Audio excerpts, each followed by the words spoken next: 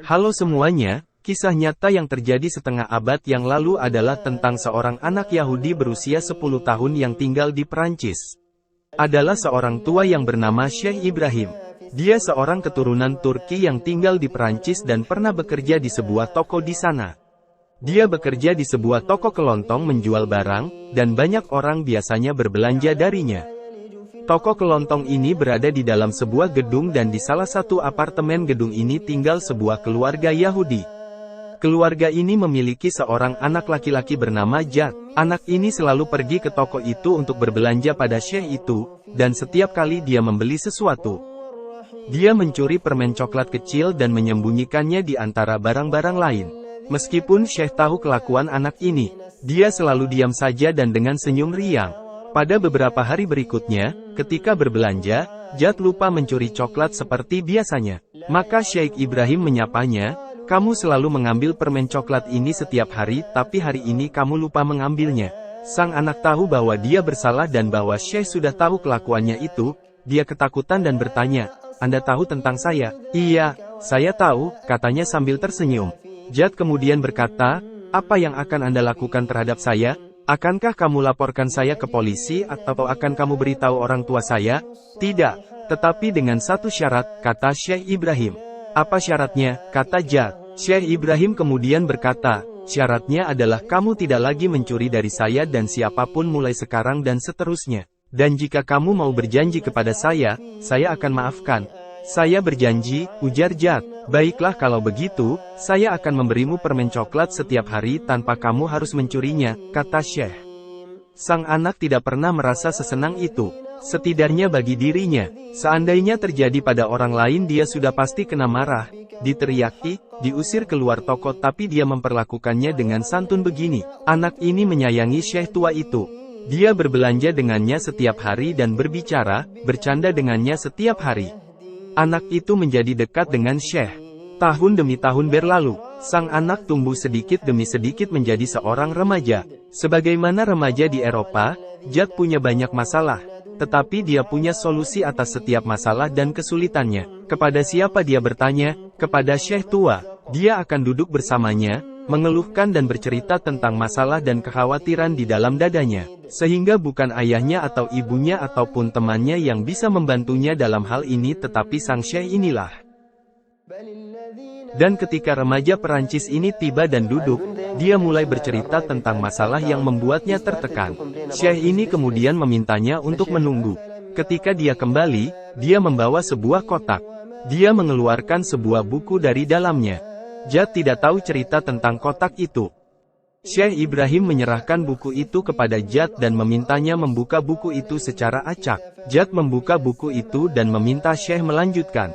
Syekh Ibrahim membacanya, dan ketika dia membaca kedua halaman buku itu, dia menjelaskannya kepada Jad dan menemukan solusi atas masalah yang dihadapi Jad dari kedua halaman buku itu. Jad merasa penasaran. "Buku apa itu?" pikirnya. "Jika saya ada masalah, dan saya buka dua halaman yang mana saja dari buku itu, saya menemukan jawabannya." Suatu hari Jad mengunjungi toko itu, dia sadar Syekh tidak masuk. Jad bertanya dan mendapat keterangan bahwa Syekh dirawat di rumah sakit. 2 hari sebelum Syekh Ibrahim Al-Turki meninggal dunia, dia berpesan kepada anak-anaknya agar tidak membuka kotak itu. Bahkan dia meminta agar kotak itu diberikan kepada seorang pemuda bernama Jad dan mengatakan kepadanya bahwa kotak ini adalah hadiah dari Syekh Ibrahim. Ketika pemuda Jad datang dengan sedih ke rumah duka untuk berbela sungkawa dengan anak-anak Syekh Ibrahim, mereka mengatakan kepadanya, "Ayah kami memberi Anda sebuah hadiah untukmu sebelum dia meninggal dunia." Pemuda Jad ketika itu belum tahu kalau itu adalah Al-Quran. Hari demi hari berlalu, Jad kembali menghadapi masalah dan kesulitan, tetapi kali ini dia tidak tahu harus bertanya kemana. Syekh Ibrahim sudah meninggal. Kepada siapa saya bisa bertanya? Jad teringat dengan kotak itu. Dia mengambil dan membukanya. Dia mengeluarkan buku itu dari dalam kotak. Sampai sekarang Jad tidak tahu bahwa buku itu adalah Al-Quran. Dia juga tidak tahu bagaimana cara membaca buku itu. Jad membawa buku itu untuk mencari teman Arabnya yang bisa membacakannya untuk dia.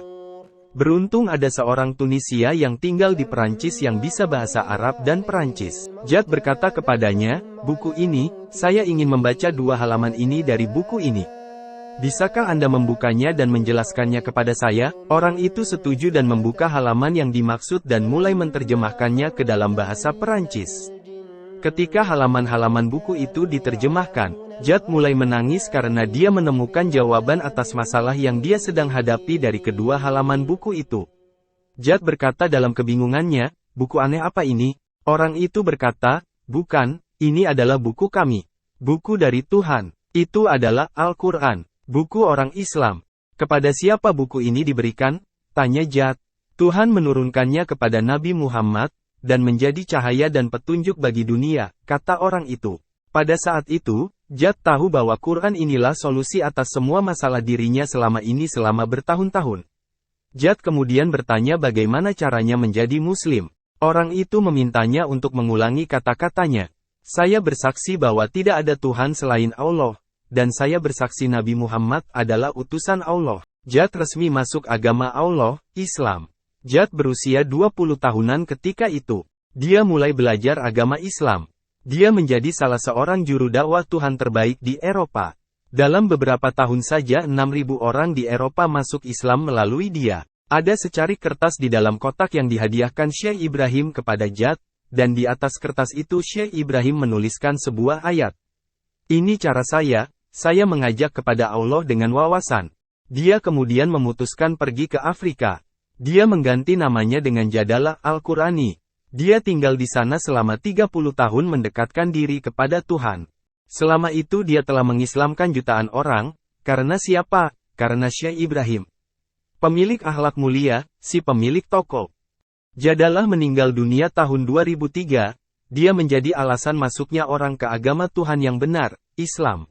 Nasihat saya untuk Anda semua saudara-saudariku, bacalah beberapa halaman dari buku ajaib ini, karena saya yakin dia akan memberi dampak positif dalam hidup Anda. Jangan lupa, silahkan like, share, dan subscribe, ya. Bismillahirrahmanirrahim.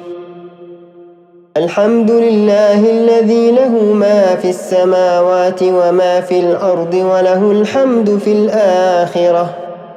Wa huwal hakimul khabir. يعلم ما يلج في الأرض وما يخرج منها وما ينزل من السماء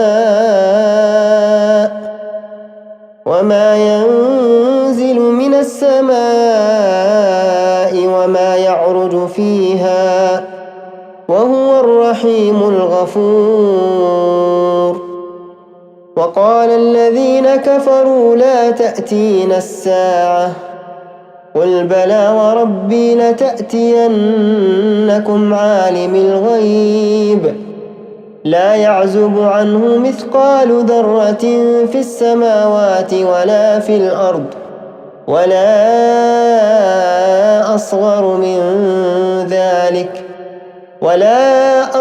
من ذلك ولا أكبر إلا في كتاب مبين ليجزي الذين آمنوا وعملوا الصالحات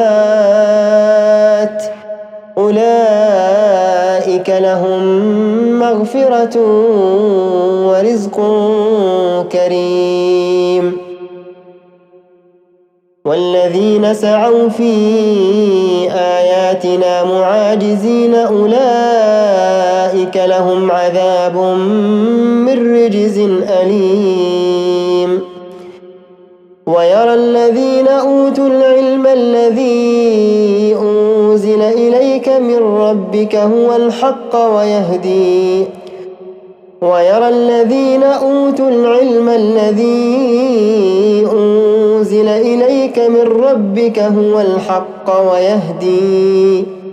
ويهدي إلى صراط العزيز الحميد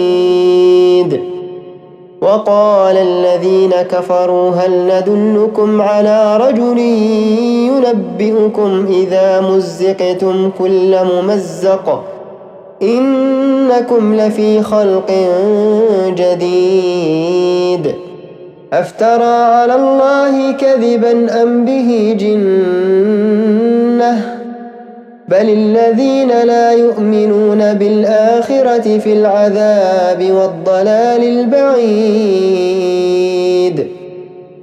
أفلم يروا إلى ما بين أيديهم وما خلفهم من السماء والأرض إن نشأ نخسف بهم الأرض أو نسقط عليهم كسفا من السماء إن في ذلك لآية لكل عبد منيب ولقد آتينا داود منا فضلا يا جبال أوبي معه والطير وألنا له الحديد أن اعمل سابغات وقدر في السرد واعملوا صالحا إني بما تعملون بصير ولسليمان الريح غدوها شهر ورواحها شهر وأسلنا له عين القطر ومن الجن من يعمل بين يديه بإذن ربه ومن يزغ منهم عن أمرنا نذقه من عذاب السعير يعملون له ما يشاء من محاريب وتماثيل وجفان كالجواب وقدور الراسيات اعملوا آل داود شكرا وقليل من عبادي الشكور فلما قضينا عليه الموت ما دلهم على موته إلا دابة الأرض تأكل من سأته فلما خر تبينت الجن أن لو كانوا يعلمون الغيب ما لبثوا في العذاب المهين